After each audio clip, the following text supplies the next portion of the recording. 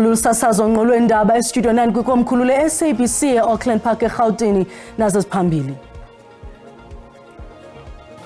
Not responsible for Mbuyiseni Ndlozi. 90% of the people who were here, who expected to be here, are here. That's what matters. Inkokheli ye-EFF Julius Malema ulumkise malunga nokunciphisa umbutho ugxile kwiziqu. We heard comrades here complaining that we can't contest in that and that area because we are weak. That's the basis why we should go and contest in every area so that we also strengthen ourselves. Unobhala jikelele we-SACP uSoli Mapayila uthi isigqibo sokuba lo mbutho ungenelela unyulo oluzayo ekugqoba amandla imbumba kanxantathu.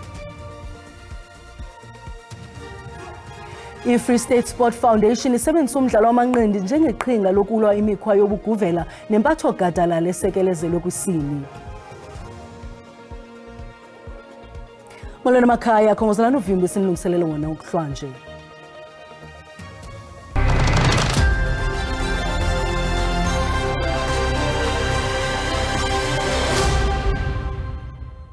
Inkokheli ye-EFF Julius Malema ulumkise malunga nokunciphisa umbutho ugxile kwiziqu okwebekuthetha ngethuba bekuphendula imibuzo ephakanyisiweyo malunga nongabikho kaGqirha Mbuyiseni Ndlozi. Okukuzana njengoko isikhokelo esiphumayo se-EFF besisazisa amajelo endaba malunga nokuvulwa kosuku lwesibini lwenkomfa kazwelonke yesithathu yalombutho eNasrec kumazantsi eGauteng. Malema uphinde wachukumisa nakwiziphakamiso zokutshintshwa komgaqo-siseko ezifana nokupheliswa kwesigqeba sengingqi ukwenza indlela yokuqalwa kwesigqeba esingaphansi kwaye ecaphula kwisicatshulwa sombhali uFrantz Fanon kumba wobundlobongela. Nyanga kaNovemba bekukho amarhe malunga nokuthintelwa isakuba ngusomlomo uGqirha Mbuyiseni Ndlozi kwinkomfa yolonyulo kwaye ngethuba ebuzwa malunga nokungabikho kaNdlozi uMalema uthe EFF ayisayi kuphinda iphendule ngalomba esithi lo mbutho ungaphezulu komntu omnye. Not responsible for Mbuyiseni Ndlozi. 90% of the people who were here, who expected to be here, are here. That's what matters. Whoever is not here was not supposed to be here from the beginning. Ecaphula kwimiba yomcimbi yomgaqo-nkqubo uMalema uveze ngokutshintshwa kabutsha bobume balombutho. They know each other. They don't have to deal with someone from Boloberg they've never seen. What is the original leader? This one. And they must elect from amongst themselves who's going to lead their sub-region. uMalema ucacise esithi uliqaphele inyathelo lobundlobongela nelijoliswe kwiqela lakhe. About violence, and you attribute that to me when I'm in the speech quoting what Frantz Fanon says on violence, that our conditions are a product of a violent colonial conquest. And those who want to hold to the benefits of that conquest are not going to give over those things without putting up a violence. I-90% yabathunywa ikhona kwaye abathunywa bonyaka ka-2026 abakhoyo kwi-NPA kulindeleke ukuba bavotele ubunkokheli balowo bamkhethayo kunye nokudlulisela kwizikhundla zomgaqo-nkqubo weliqela. Ukanti ngoku kutatele enzulwini ngalomba siqhagamshelana nomdidiyeli oyinhloko walapha ekhaya uMziyanda Mbedla ezakhadlana imbaju noYolokazi Mfutho ongumhlalutyi wezopolitiko. Sibulise kuwe Mziyanda, sikwabulela nangexesha lakho. Sizinikela kuwe intambo. Ndiyabulisa Sisanda, silapha eNasrec kusuku lwesibini lwenkomfa ye-EFF. Kamba phambi kwam ndinomhlalutyi wezopolitiko uYolokazi ozawuthi asicacisele uba kwenzeka ntoni ngenkqubo ekhona apha. Yolokazi, uyibona njani impendulo kaJulius Malema xa ebebuzwa ngokungabikho kukaDr Ndlozi? Ingaba kukhona ungabonisani okukhona? Enkosi kakhulu babulele kwabaphulaphula ekhaya ndibuyela ngelithuba. Sibonile kwimpendulo yakho uba uye watshintsha kwa isimo esi, watshintsha nendlela le yaphendula ngayo. Wanabundlobongelo obuthile wabachika intatheli esithi makangabuzwa iyena imfitshi. kuyo yonke into kuyacaca uba ikhona ingxaki phakathi kwakhe okanye phakathi kombutho kunye noDr Ndlozi. Kuthiwa ke esiXhoseni ungaqhuma kubasiwe indlela amphethe ngayo uDr Mbuyiseni Ndlozi ayondlela umuntu aphathwa ngayo nakophi na umbutho. Sawubona kuba kuzokwenzeka kanjani emveni koba namhlanje benyulile i-leadership yabo i-CCT ukuba kuzawuthini na ngoDr Ndlozi ukumuvela apha from phambili. Uye waphawula ngokokumilisela kwamasebe. Ingaba kuthetha ukuba kuzaba impumelelo ku-2026? Ewe ndicinga uba nje befuna utshintsha ii-regions, bafuna utshintsha amasebe ngokumsebenzi wombutho wabo uxhomekeke kakhulu kwi-ground forces kubantu abangabahlali kwii-communities ngee-communities. Kuzawubaluleka ukuba abasebenzi be-EFF amavolontiya abo ahambe mzi namzi angene kwindawo yonke azame ukufundisa abantu ngombutho ukuze bakwazi ukhankanyela i-local government elections ngo-2026. Bazakwenza ezibukwayo? Siyathemba ukuba uba bangilunga khona utshintsho indlela benza ngayo njengeenkokheli zombutho nendlela abaphatha ngayo uluntu nendlela kodwa ababonakalisa ngayo uba bazawuqhubeka bebonakalisa uba bayafuna ubanceda abantu abaphuwa kule-South Africa. Inkqubo yolwanyulo iyaqhubeka namhlanje. Khawusibhulela amathambo. Andiqondi uba ikhona utshintsho luzoba ngako lizokhona kuba sibonile ukuba ingathi iyabuya yonke la leadership kodwa ke apho sijonge khona kakhulu ngumba wokuba usekela mongameli wombutho. Yakhumbula uba ubhuti uFloyd Shivambu umkile waya kumkhonto wesizwe party MK. Ngoku ke sifuna ukubona ngubani azawungena. Kukhona amarhe abanye bathi mhlawumbi uGodrigaji uzawubuya ngena abanye bathi abanye abantu befuna uDr Mbuyiseni Ndlozi. Sawubona ke emveni kwezi hours ezimbalwa uba kuzawuthiwa napha ngaphakathi. Mr Malema ukawaphawula ngokuthathwa komhlaba ngobundlobongela. Ithetha ntoni loo nto kubunkokheli bakhe? Kuthiwa umhlaba mawuthathwe ngobundlobongela. Mhlawumbi ubundlobongela ayondlela yokuyibeka kuba kuzobulawa mntu xa kuthathwa umhlaba. I-EFF kwakudala kwasekusekeleni kawo batshila ukuba bafuna ukubuyisela umhlaba ebantwini babo. Ngumcimbi ke lokudala uphethwe ngurhulumente wethu apho befuna abantu baphinde bafumane umhlaba wabo. Siyayazi ukuba abantu abaninzi basuka kwindawo bakhulele abangcwaba abantu babo kuyo. Kubalekile ke abantu bafumane ithuba lokuba imihlaba yabo iphinde ibuye. Ingabuyi ngaphandle konikemali kuba abantu abaninzi bafumana imali kanti bayofuna umhlaba for ulima, for uhlala kunye nokwenza ezinye izinto. Ingaba lithini ikamva lombutho xa ujongile? Ikamva lombutho liyabonakala banoko lisaqaqambile kuba abantu abatsha abaninzi kulombutho ngabantu abatsha kwaye ngamanina. Kuba ke uba baqhuba kakuhle bayakwazi uphinde babuyele ebantwini abuyele eluntwini bamphendule izinto zokuhlala ngalendlela besenza ngayo kuba sayazi uba xa umuntu usengxakini umuntu oqala mfonelayo umbutho we-EFF uyaziwa ezikolweni uyaziwa ezibhizinesini kuyaziwa emisebenzini ukuba umbutho we-EFF ekhe wathi siyeza izinto zawutshintsha. Siyathemba kuba xa bephuma apha bathi mos bafuna ukuphinde baziqokelele baphinde badefend umbutho wawona kuba benza lento bebayithethayo apha lento bayibhalile encwadini hayi noko ithuba labo ikamva labo liqaqambile. Yabulela wena. Enkosi kakhulu. Sisanda kungako esinako apha kule nkomfa ye-EFF ndiyazibuyisela intambo kuwe enkosi. Sibamba ngazibini lo ngumziyanda Mbedla umdidiyelo inhloko walapha ekhaya. Unobhala jikelele wombutho wamakomanisi ye-SACP uSoli Mapayila uthi isigqibo sokuba lo mbutho ungenelele unyulo luzayo akujolisa ekuthezeni amandla imbumba kanxantathu phakathi kwe-ANC, COSATU ne-SACP. Mapayila bethethe ekupheleni kwenkomfa yalo mbutho nebibanjelwe eBoksburg eGauteng. Ubhala jikelele wamakomanisi uthi abasebenzi mabamanyane njengoko lo mbutho ufikelele kwindawo entsha kwimbali yeli. uSoli Mapayila uthi isigqibo sokungenela unyulo oluzayo abasithathi lula. We heard comrades here complaining that we can't contest in that and that area because we are weak. That's the basis why we should go and contest in every area so that we also strengthen ourselves. We see where we are weak. Loka Mapayila wongeza ngelithi amakomanisi mawaziguzule kubantu abasebenzisa lo mbutho ukutyebisa iziqu zabo.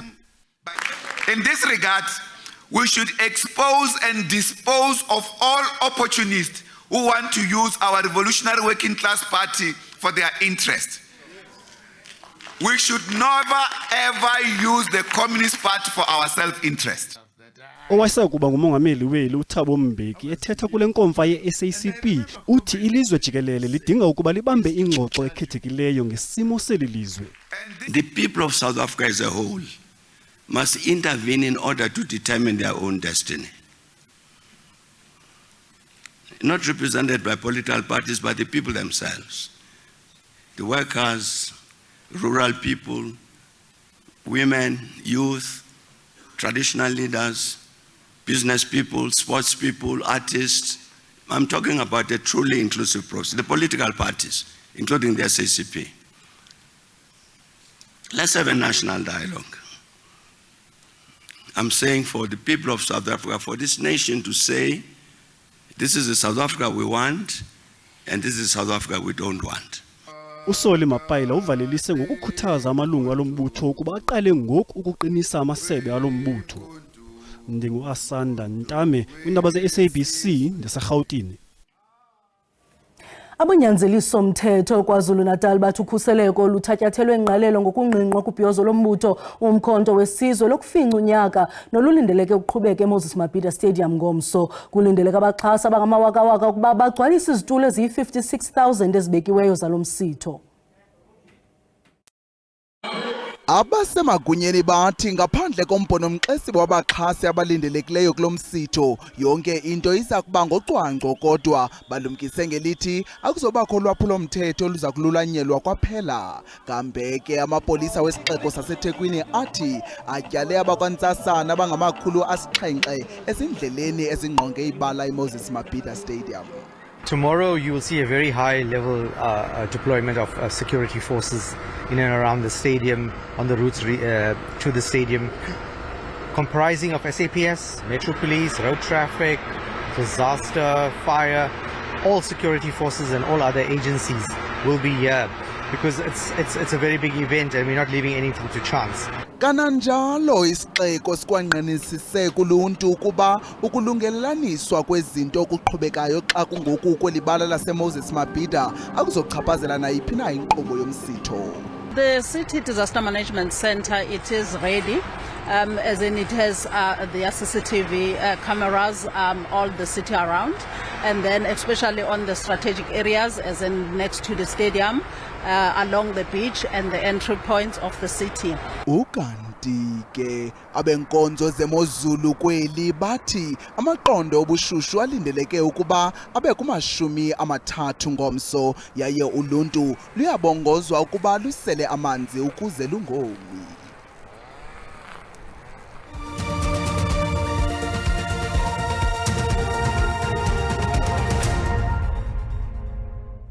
Samkele kwakhona kwindaba zelijelo xa sihlabela mgama.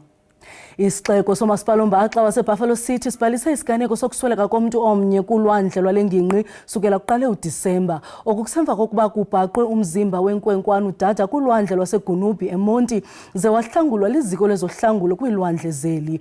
Ukanti sisixeko silungiselela ukugaleleka kwenyambalala yabantu abayokonwabela ilwandle ngalempela veki kwaye kutyalwe amagosa ezokhuseleko ongezelekileyo ukhusela abantu nabantwana. Abangama-43 baza kusebenza kumalwandle alishumi lomasipala besebenza imini nobusuku bayo bencediswa nangamapolisa. Lokama lomasipala uzenza inzame zokuqinisekisa ukhuseleko kumalwandle ubomi bentsana bubasebungciphekweni ngenxa yokungagadwa ngabazali kumalwandle. Yona nto ibuhlungu into yokubana ke abantwana bebequpha bengekho umzali siyababongoza ke abazali into yokubana bangabayeki abantwana babo baquphe bengekho. Kwakhona ingxaki esinazo into yokubana abantu bazabe besele utywala sabacela abantu bakuthi bangangeni emanzini benxilile. Abasebeqalile ukonwabela elixesha leziyunguma bathi imo yamalwandle ayikulungelanga ukuqupha kwabantwana bengajongwanga. Olulu alukho right ingathi ukukho isiginqi xa ujongile phaya abantwana bekho comfortable uqupha pha elwandle. Bengicela yonke into eyenzekayo abazali base baqiniseke ukuthi bayabahoya abantu emalwandleni. Kungabikho into ezosikhalisa South Africa sisonke. Nabakhenkethi bayalumkiswa nangokuzama ukuncedana xa omnye tshona nanjengoko oku kubalulwe njengenye yesiganeko esivame ukwenzeka kumalwandle.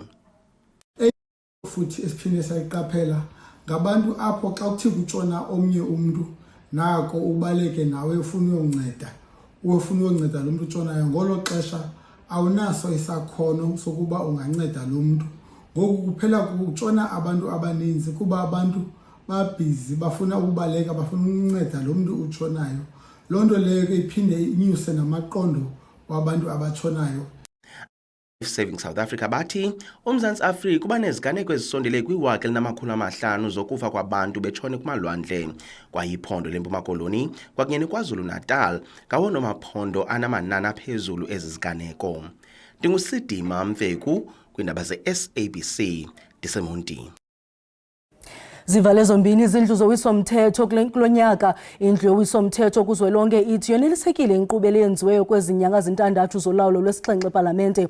Ipalamente yalo nyaka ibinomahluko nanjengoko ibikokokuqala ngqa kusonyulo sihlalo beekomiti zepalamente bamaqela aphikisayo kulandela isivumelwano sorhulumente kazwelonke wobumbano i-GNU ngamafutshane.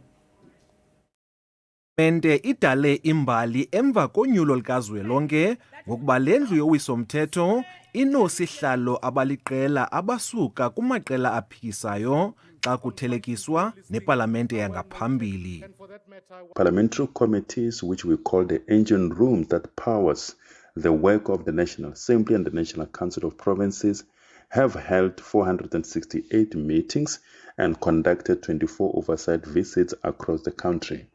These committees scrutinize the actions of government departments and entities to ensure service delivery and good governance. Ipalamente ithi ifuna noluntu ngokubanzi luthathe inxaxheba kwiinkqubo zale ndlu yowiso-mthetho. Public participation has been central to the work of the institution. The institution has implemented new initiatives to involve citizens in the legislative processes. Kulo nyaka ipalamente iye yaqwalasela ukusilela kweenkonzo ezingundoqo zikarhulumente kwaye nakulo nyaka uzayo le nkqubo iseza kuqhuba. The new year will begin with a State of the Nation address to be delivered by the President of the Republic in February, which will set the tone for our work in 2025. Iinkokheli zasepalamente zinqwenele abemi beli iiholide zeKrismesi ezimyoli kwaye nezikhuselekileyo. Kwiindaba ze-SABC ndingubulelani Philip epalamente. Nanjengoko sekusondela iintsuku kufika usuku lweKrismesi kukho ubuqhophololo obutsha obuthendi onqevu ngoku basebenzisa umatshini wokuhlawula i-tapping machine ngabula makhumsha ukuba imali yabathengi kumakhadi abo ebhanki. Ukusichazela banzi ngalomba sina intatheli yethu yezobuchwepheshe uSandile Hlangani nesiza kumncambazisa ngalomba. Sandile, siyakwamkela. Khasixelele ngobu buqhophololo bokubiwa kwemali yabantu. Uba ungumntu owenza i-shopping ngemizuzu yokugqibela, abanqevu uthetha ngabo bajongene nawe kwi-malls okanye nakweyiphi na indawo egcwele abantu. Enye indawo abayithandayo indawo efana ne-stadium okanye indawo apho kukho i-concert yo-music nayo nayiphi na into, ngoba basebenzisa lo matshini wowuthepha ukuthi bakuthathele imali. Iibhenki ezininzi ke sisanda into eziyenzayo xa uthepha imali less than 100 rand azikusendela i-notifications zikuxelela uba kukho umntu othephileyo kwikhadi lakho okanye kwi-app yakho. So kuzofuneka wena ke uthathe ingqalelo yaloo nto leyo. Okwesibini, ezinye ibhenki iyadileya i-notification. So into eyenzekayo koobhuti bayathanda ufaka i-wallet apha emva, basondeza lo matshini phaa e-walletini yakho uthephe, okanye ungumntu ongusisi ubeke ibhegi apha bayathepha. So into endikucebisa yona ke ukuthi xa uzawufaka amakhadi wakho webhenki apha kuwe e-walletini okanye kwiphesi yakho umuntu ongumama, wathatha omabini amakhadi uwadibanise njengoba ingewebhenki nje uwafake e-walletini. Okwesibini, uthathe ifoil le siyisebenzisayo ezindlini uwarepishe amakhadi wakho okanye ikhadi lakho eliyi-1, ngoba into esingayifuni ivele yilaa chip kube khona ulifaka ngaphakathi esibhajini. Okanye xa usiya evenkileni uba ungumntu onemali kwivenkile ethengisa ii-wallets, ubabuze phaa ukuthi yeyiphi i-wallet endinoyithenga ezawukwazi uvala ichip yam ukwenzela aba bantu okanye abanqevu bangakwazi ukulithepha ikhadi lam. Abathengi bangazikhusela njani ke ngoku ubuqhophololo kwakhona? Into efunekayo ehamba phambili kokuba uye kwi-app yakho. Xa ungakwaziyo ukuya kwi-app yakho uye ebhenkini yakho, ufike ubaxelele ukuthi okanye ubacele bahlise ilimit yakho. okanye wena uzihlisele limit yakho uba uyakwazi ukuyenza lento kanti bendithetha ndisithi abanye abantu bane allowance ye-tapping uzofumaniseka uba i-5,000 rand iyawuthetha ukuthi loo nto leyo uzayithepha yonke la 5,000 rand deactivator i-functionality leyo uthepha. Sibamba ngazibini Sandile. Impatho gadalala esekelezelwe kwisini nezehlo zobukuvela yeminye imiba edla umzi kwindawo zoluntu lwaseFreystata. Umbutho ongajonganga nzuzo iFree State Sport Foundation usebenzisa umdlalo wamanqindi njengekhubalo lokumilisela ucwangco kwaye uza kusindleka umsitho wezamanqindi ngelixhasa iphulo leentsuku ezili-16 elinyevulela uxhatshazo olusekelezelwe kwisini. Kulindeleka imidlalo yamanqindi esibhozo kulo msitho equka amanina nolutsha. Kukwanda kweziganeko zempatho gadalala ngokwesini okuphembelele ukuba umsunguli we-Free State Sport Foundation aququzelele umsitho wezemidlalo okakhambisa umlo ochasene noxhatshazo olusekelezelwe kwisini. Ukholelwa ukuba amadoda ngawo ekumele atshатshele kwinkcaso ngakwimpatho gadalala ngakumanina nabantwana. Umsitho wamanqindi walonyaka uquka imfundiso echasene nobugulukudu ekuhlaleni. Doing this boxing against GBV because during the 16 days of no violence against women and children, we saw that young boys who becoming gangsters and all of that, you know, they are the ones that become perpetrators. So we started training boys into becoming men by getting into boxing. Imbethi manqindi zithi ibaluleke ngendlela ezininzi lengxikela yomsitho. To raise awareness on a matter that has been a problem for the longest time, actually, and especially amongst women and children. So that's why I'm here. The importance of this fight is about adjusting the huge impact around the world, I can say around the country, which is GBV. So I am fighting against gender-based violence. I started boxing because I love the work effort of it. I've been through many sports, but they weren't like boxing. Isibhozo sale midlalo ezamanqindi iza kubanjwa ngomso kwiholo iNorman Dubel eBloemfontein. Ngalondlela soqonqothela uvimba wangokuhlwanje sibulela mawethu ngosiboleka indlebe phambi kokusithela masinikhumbuze zangomso ziza nogxa bethu nesiZulu kamnandi mawethu.